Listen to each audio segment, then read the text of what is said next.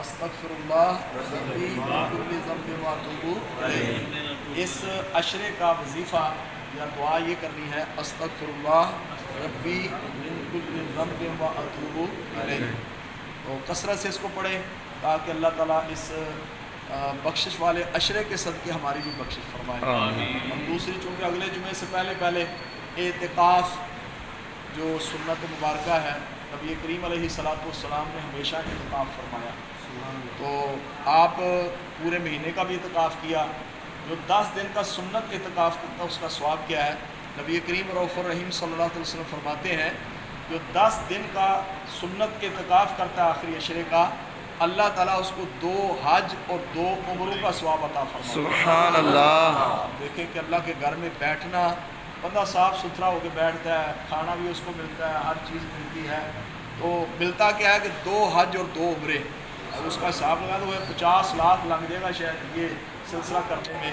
تو کوئی ایسا بھی امتی ہو سکتا ہے کہ جو ساری عمر بیچارے کے اندر طاقت نہ آئی ہو، تو سرکار نے فرمایا چلو 10 دن کا اعتکاف کر لو گے، 1 حج نہیں اللہ 2 حجوں کا ثواب عطا فرمائے، 1 عمرہ نہیں 2 عمروں کا ثواب عطا فرمائے۔ کوشش فرمائے جس سے ہو سکے کوشش فرما کے آخری 10 دن کا اعتکاف مسجد میں کیجیے گا۔ اللہ تعالی ہم سب کی حاضری قبول فرمائے۔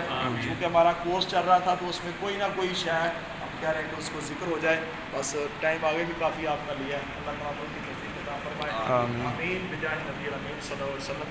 یا اللہ جتنے عاشقان رسول تشریف ہو رہے ہیں ان سب کو مدینہ دکھا دے، آمین۔ اللہ ہم سب کو مدینہ دکھا دے، آمین۔ ہم کو اکٹھے مدینہ دکھا دے، آمین۔ اللہ اپنی رحمت کا صدقہ رمضان کی برکت سے، جمعہ کی برکت سے، صحابہ بدر کے صدقے یا اللہ ہم سب کے ایمان کو مضبوط فرما دے۔ یا مقلب القلوب ثبت قلبی علی دینک، یا مقلب القلوب ثبت قلوبنا علی دینک، یا الہ العالمین مرنے سے پہلے ہمیں سرکار کی سچی زیارت عطا فرما۔